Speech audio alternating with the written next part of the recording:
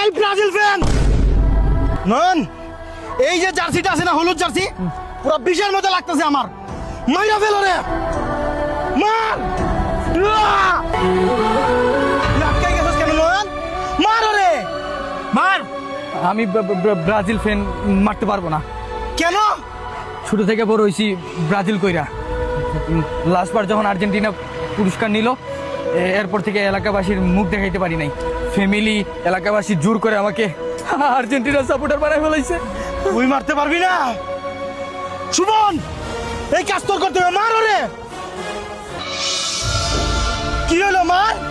ভাই আমি মারতে পারবো না। কেন? কারণ একবার আমি রেস্টুরেন্টে গেছিলাম, রেস্টুরেন্টে খাওয়ার পর আমার কাছে কোনো বিল আসিল না। আমি রেস্টুরেন্টে খাইয়া কোনো বিল দিতে পারি নাই। আমি আমার বন্ধু বান্ধব সবারই কল দিয়েছিলাম, কোনো হালাই কল ধরছে না। তারপরে একজন আসছিল যে আমার হেল্প করছে। কে? একজন। একজন কে? তোর বাপ? না বাপ না, নেইমার।